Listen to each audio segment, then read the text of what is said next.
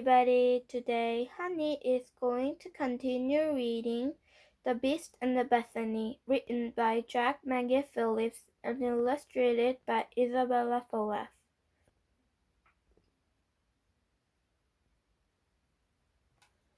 The Birdless Cage. Ebenezer led Bethany into a bird shop. They were soon greeted by the large and pleasant bird keeper. "Hello, hello! Welcome to the finest and most specialist bird shop in the world," said the bird keeper. It was a sentence which he used to greet all new customers. "Don't you recognize us? I've been here several times. You sold Bethany some worms," said Ebenezer. The bird keeper peered into Ebenezer's face as if he were expecting the plumage of a rare bird. Eventually, it dawned on him. "Oh, it's Mr. Tweezer," he said. "Sorry for not recognizing you no sooner, but you don't look like you usually do. Have you had a haircut?" "No, I just lost control of my body. Don't worry, I'll soon have a portion for it." "Right?"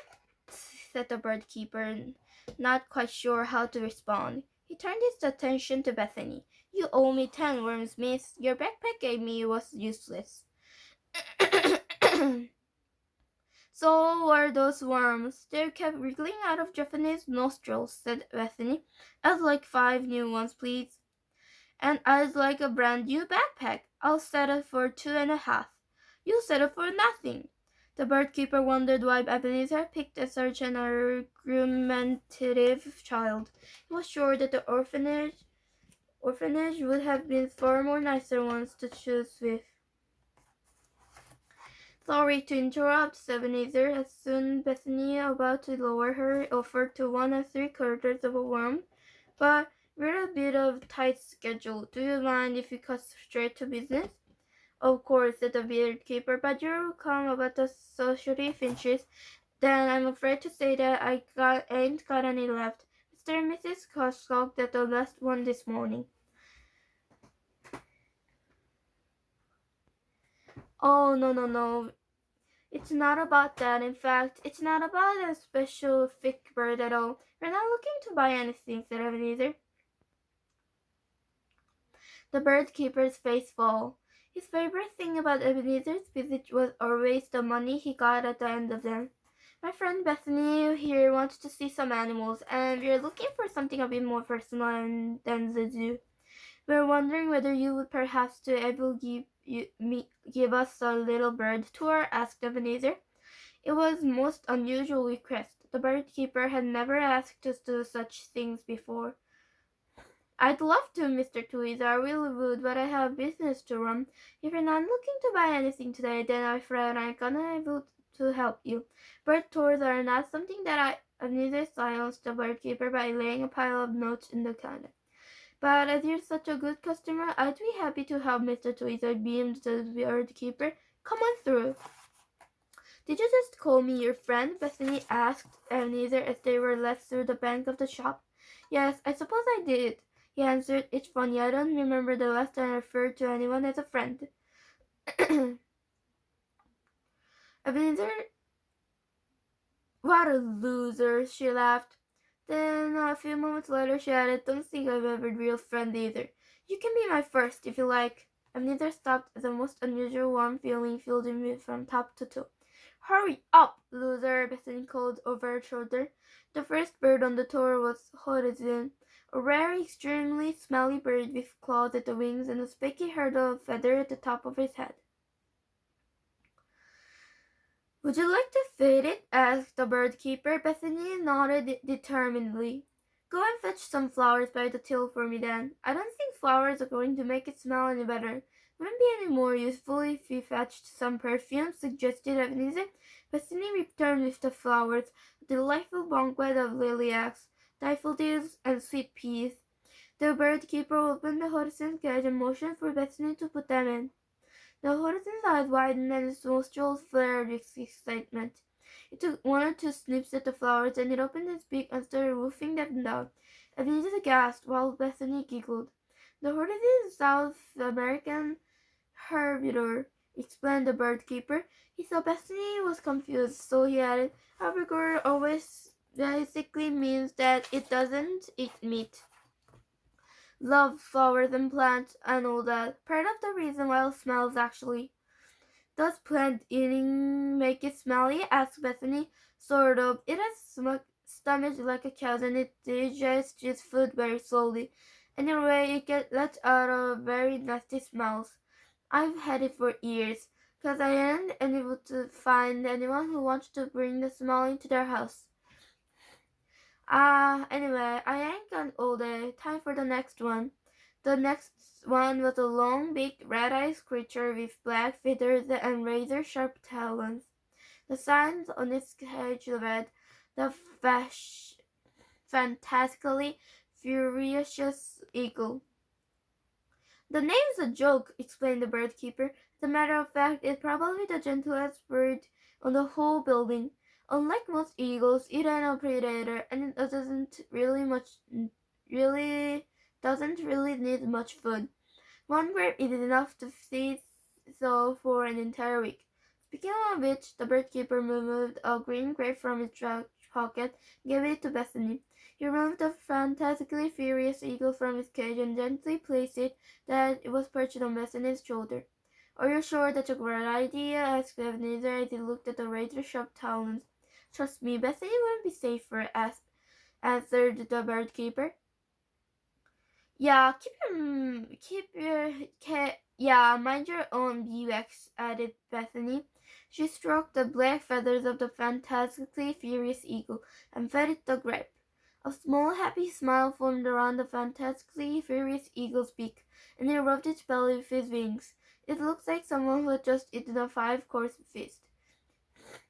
"Will it really last it a whole week?" asked Bethany. "Oh yes, if it ain't any more, it wouldn't be feel so good.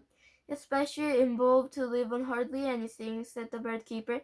Bethany ran her fingers along the bird's talons, and then she returned to stroking its feathers. After a few strokes, the bird shut its eyes and let out a gentle moan. "The fantastically furious eagle must feel uncomfortable with you," said the bird keeper. He gently removed the fantastically furious eagle from Bethany's shoulder and returned it to its cage. "It doesn't sleep on just anyone." Next on the tour were parakeets, a pair of small, round, colorful birdies who got on so well that the bird keeper said he would only ever sell them as a pair. Then came the agoraphobic homing pigeons, and after that was the hummingbirds and the turning ducks. The bird keeper let Bethany hold and feed all of them. Ebenezer had never seen a child look so happy. He was amazed that Bethany could take such joy from something which doesn't involve pulling a prank or saying something rude. He decided that she deserved to take one of them home. "I've been thinking," he said to her as she fed a kingfisher to a worm, "maybe we'll be keep very, very quiet and we make sure that the beast doesn't find out and we might get away with it." Bethany's eyes lit up. "Do you mean?" she asked. "Yes, if you like, you can take one home with us," he answered. Now it's the time for the bird keeper's eyes to light up. "Which do you want?" he asked. "They're all very reasonably priced." Bethany looked at the birds that had gone before. She had enjoyed seeing the parakeets tweet excitedly at each other, and the turning ducks made her laugh a lot. However, there was only ever going to be one winner. She pointed at the fantastically furious eagle. "An excellent choice," said the bird keeper. "You'll save a fortune on board feed as well, Mr. Tweezer." "I'll go and get it for you now." "Wait a minute," said Bethany. "How about the rest of the tour?" The bird keeper sighed. He was impatient to get on his hands on the money. He rushed through showing Bethany and Ebenezer the rest of the birds.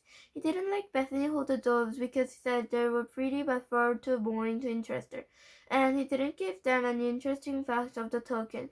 Then they got to the final cage. The bird keeper said, "Well, this one doesn't need any introduction." The final cage was empty. It was labeled with a sign which just read Patrick.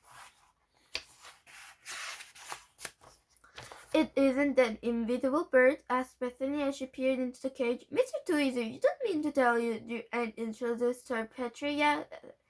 asked the bird keeper, and Nizar looked sheepish. Then he looked to the floor. "Who's Patrick?" asked Bethany. "Why, Only one of the most rarest, most wonderful birds, exclaimed the bird keeper. It's a Mediterranean purple-breasted parrot, less than 20 of them left in the world. They can sing any song, human, birdie, and everything else. Have you got them to sing you to Elvis yet, Mr. Tweezer? No, no, I haven't, said Ebenezer, still refusing to move his eyes from the floor. You should. He does a lovely burning love. Bethany walked over to Ebenezer and tapped it on the arm. He ignored her, knowing that what was coming. He hoped just to leave her sweetly with a fantastically furious wiggle before having to answer any tricky questions. But Bethany kept tapping until Ebenezer eventually looked up from the ground. His eyes were filled with regret. What happened to Patrick? Asked Bethany. I'm afraid, well, he's no longer exactly alive, he said. What? Exclaimed the bird keeper, his bottom lip wobbled with sadness. What is that? How is that possible? He was the best and truest bird I ever knew. All the birds in the room who understand English were most offended when they heard this. I don't just understand, continued the bird keeper. He was so kind and so healthy. How could this happen? I think I know, said Bethany quietly, and I think it wasn't pleasant. Your birds were wonderful, but I don't think I want to take any back to the Ebenezer's house. The needy orphans. It's amazing how quickly a day can change. Less than 5 minutes before they had been all feeling pretty jolly about life. I ain't feeling jolly about life, moaned the bird keeper. Neither am I, said Bethany. I'm also far from jolly, added Ebenezer. Like most unjolly people, all three of them wanted to have some time alone with their such. The last thing any of them wanted to do is make conversation. So it was highly irritating when they heard the shop door swung open. Good day, shouted the voice, whispers infuriatingly chirpy. When you are feeling unjolly, there is nothing worse than having to deal with someone who is in good mood. Ebenezer, Bethany, and the bird keeper stumbled in front of the shop. They discovered the owner was searching for his Miss Fezziwig, and that she had arrived with a box. Each of them groaned. They was unable to sell her present was unwelcome. Good day to all of you, said Miss Fezziwig. Well, two of you anyway, she added, on spotting Bethany. Have you had a haircut, Mr. Tweezer? No, I'm just old for it, he answered grumpily. Why are you here? Asked the bird keeper even more grumpily. It's a very good question, shrieked Mr. Fezziwig. Her enthusiasm was relentless. And the answer is that I want to offer you the chance to feel good about yourself. The bird keeper perked up at this. As you probably already know, at the Institute for Gentlemanly Boys and Ladylike Ladies, we can't always give as much as we like, said Miss Fezziwig. While with all the money it takes to feed the children, clothe them, and make them in school, we don't have much left to treat them. Ever, muttered Bethany. Miss Fezziwig narrowed her eyes but carried on. Yes, we can always give them presents and rewards for good behavior, which some of them deserve. Your office seems awfully nice for someone who can't afford presents, said Ebenezer. I am a lady, Mr. Tweezer, and I've grown accustomed to ladylike things. My luxurious lifestyle is a necessary expense for the orphanage, said Miss Fezziwig. The bird keeper was losing interest. He couldn't see how this could help him feel better of the fact that a favorite bird had died in suspicious circumstances. Now then, you're probably wondering what this all had to do with you, continued Miss Fezziwig, in addressing the pressing issue. Well, I have been visiting all the business owners in the area, and I have asked them all whether they have something which they might be able to donate to us. Miss Fezziwig put her box on the counter and showed some of the things we have already been donated. The items on the box included 12 bags of liquor tours from Miss Muddle's sweet shop, a stack of unwanted books from the local library, a bottle of full-fat milk from the milkman, and a trio of trumpets from Mr. and Mrs. School. And so now I come to you, said Miss Fezziwig to the bird keeper. Is there anything you might be willing to give us to honor us? My Miss Fezziwig, this is a bird shop, protested the bird keeper. That hardly matters, said Miss Fezziwig. Surely, in all your shop there must be at least one thing which you can share. The sort of request would never have usually worked with the bird keeper. He was a money-minded businessman and was not in the habit of giving away his bird for free. However, on this day, he was suddenly struck with a wonderful idea. The bird keeper went to the back of the shop and returned a few months later with the horses in. He placed Miss Fezziwig's paws and smiled. "It's all yours," he said. Miss Fezziwig's nose winkled as she got struck by the bird's scent. "Do you have anything a little more gentlemanly or ladylike?" she asked. "No, but just this one," answered the bird keeper. "Don't you want it?" "Oh, yes, of course we want it," said Miss Fezziwig. "It would be terribly ill-mannered to say no. It's just well, actually this box is pretty heavy, so maybe it's best if I come for this or lovely, really, really lovely bird later." "That's all right. I'll leave it out for you. What time will we be back?" Well, actually, I have quite a busy schedule with the orphans and the other orphans. You should put that lovely, really, truly lovely bird back where it came from, and I'll come and collect it after I've given all these other things to the children." "Great!" mumbled the bird keeper. "I can't even give the bird away." Ebenezer and Bethany bid a glum farewell to the bird keeper and left the shop. They reached the car and were surprised to find Miss Fezziwig had followed them. "Can we help you?" asked Ebenezer. "I thought you'd never ask," said Miss Fezziwig, jumping into the front seat. "And so now I can only stay for one. The children will expect me back soon." Ebenezer took the driving seat while Bethany climbed into the back, still too glum to even kick the back of Miss Fezziwig's chair. "Cup of tea," barked Miss Fezziwig. "A lady never drinks anything stronger before night time." "Right," said Ebenezer. "So you're coming back with us, are you?" "Why, yes, of course. You need to help me fill my box. And then you're taking me back to the orphanage." Deciding that he didn't have a choice in the matter, he drove them back home. Miss Fezziwig ensured there was no quiet time during the journey, as she talked continuously at Ebenezer. She did this in spite of the fact that Ebenezer didn't pretend to be interested in what was saying. "By the way, Jeffrey's been asking after you," she said to Bethany as they all got out of the car, "although I can't think why he would want anything to do with you after all you've done to him." Bethany didn't respond. Once they were inside the house, she announced that she was going to the living room alone to read some comics. "You know, Bethany, it's actually more polite to ask whether you can read the comics. You should show some respect to Mr. Tweezer," said Mr. Fezziwig. "Bog off, Miss Fezziwig," said Bethany. "I beg your pardon," said Mr. Fezziwig. She looked at Ebenezer, expecting him to do something about it. "Bethany, show some manners to our guest," sighed Ebenezer. "Fine, then," said Bethany. She walked over to Miss Fezziwig and looked her straight in the eye. "Bog off, Miss Fezziwig, please." Bethany left for the living room, and Ebenezer headed for the kitchen. Miss Fezziwig was speechless and gasping like a cold fish. "Which tea?" shouted Ebenezer.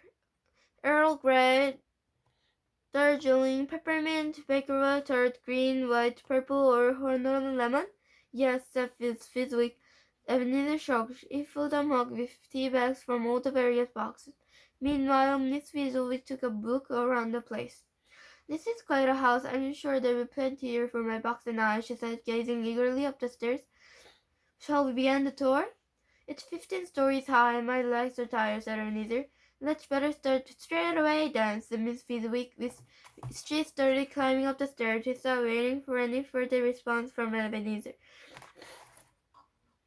During the tour, Miss Fezziwig would talk into the room, criticize everything she saw, take an occasional item or two for a box, and then move to the next one. Ebenezer was remarkably patient, however. His nerves were tested when they reached the 11th floor. "It is clearly wrong," said Miss Fezziwig. "What are you thinking when you purchased these pictures? The woman's nose is backwards, and the skeleton is smoking a cigarette. It's not family friendly now, is it?" Miss Fezziwig walked over to the picture of the golden boy, and it was here that the things got truly tense. "What nonsense," she said. "I've been orphans draw more interesting pictures than their fingers. This house is a serious need of latest touch." This house does not need to be touched by anything, said Ebenezer. The Golden Voice is one of the finest pictures I have ever produced by mankind. Your children would chop off their fingers for a chance to paint like that. You must come down at once, Mr. Tweezer, she said, giving a stern, aren't you a naughty boy sort of look. A gentleman never loses his temper. They continued the tour of the next 3 flights of stairs. Miss Fezziwig began to grow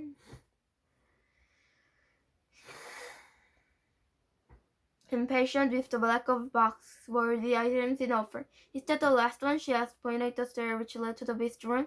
My box isn't half full. It's all gone by far too quickly. Neither had John, just thinking the exact opposite and wondering whether time was passing deliberately slow, just to annoy him.